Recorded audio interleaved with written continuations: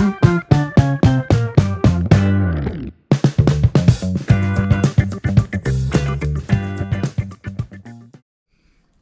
Everyone, ഞാനിപ്പോൾ ഉള്ളത് ഉദയ്പൂരിലാണ്. അതായത് രാജസ്ഥാനിൻ്റെ ഗുജറാത്തുമായിട്ടുള്ള ഒരു ബോർഡറല്ല, കുറച്ചുകൂടെ അകത്തോട്ട് വരണം.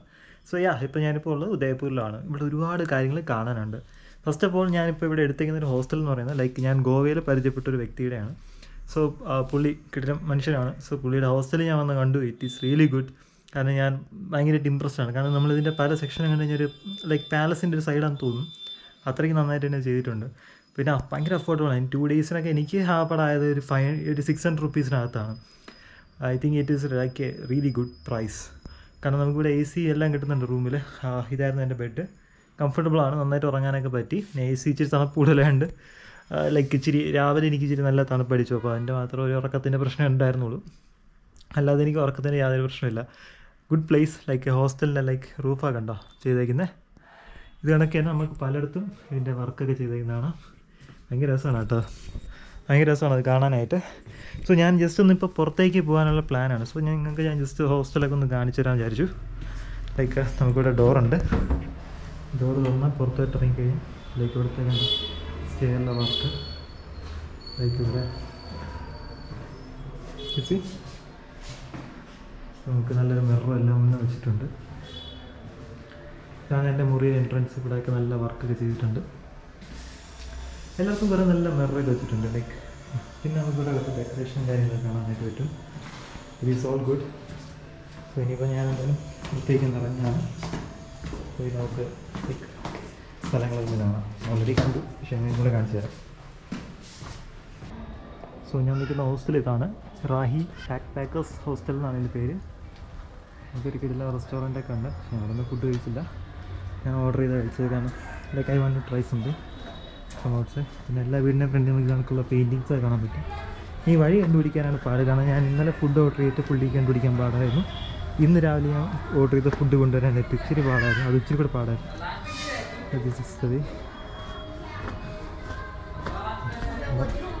എൻ്റെ ഇവിടെ ഇരിക്കുന്നുണ്ട്.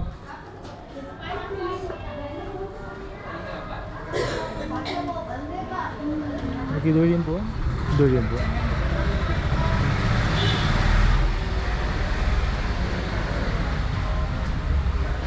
The paintings are the most impressive ones here.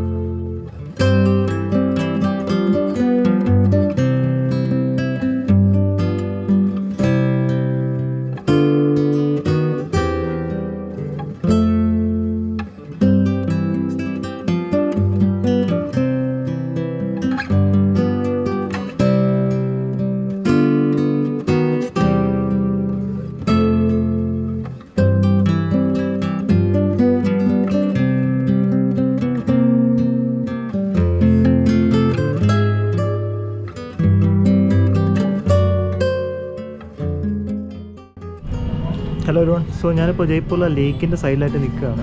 വളരെ ബ്യൂട്ടിഫുൾ പ്ലേസ് ആണ്. നമുക്ക് ഒരുപാട് ഫോട്ടോ എടുക്കാനുള്ള ഫ്രെയിംസ് എല്ലാം എനിക്ക് ഇവിടെ നിന്ന് കിട്ടിയായിരുന്നു. മാത്രമല്ല കുറച്ച് പിള്ളേർ വന്നിട്ട് എൻ്റെ അടുത്ത് ഫോട്ടോ എടുത്ത് തരുമെന്ന് ചോദിച്ചായിരുന്നു. ഇവിടെ നിന്ന് നല്ല കിടിലം വ്യൂ കിട്ടും നമുക്ക്. ഞാൻ വ്യൂസ് ഞാൻ ഓൾറെഡി എടുത്തിട്ടുണ്ട്. എന്നാലും ഞാനിപ്പോൾ നിൽക്കുന്ന ഈ പോയിൻ്റ് ഞാൻ ഇങ്ങനൊരു മണ്ഡപം ഇവിടെ ഉണ്ട്. സോ നമുക്ക് അവിടെ നിന്നുള്ളൊരു എൻ്റെ ഒരു ഇതും കൂടെ കാണിച്ചു തരാം.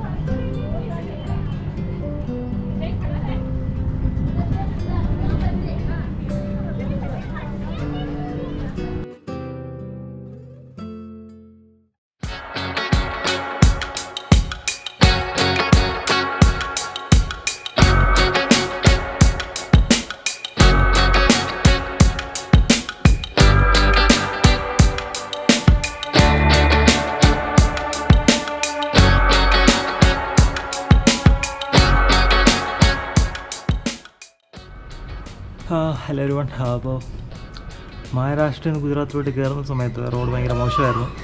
സോ അവിടെ വെച്ചിട്ട് എൻ്റെ വൈസർ ഒന്ന് പൊട്ടിയിട്ടുണ്ടായിരുന്നു. സോ അത് ഭയങ്കരമായിട്ട് നോയ്സ് ഉണ്ടാക്കുന്നുണ്ടായിരുന്നു. സോ ഞാനിപ്പോൾ അവിടെ ജസ്റ്റ് ഒരു സ്ക്രൂ വെച്ച് സെറ്റ് ചെയ്തിട്ടുണ്ട്.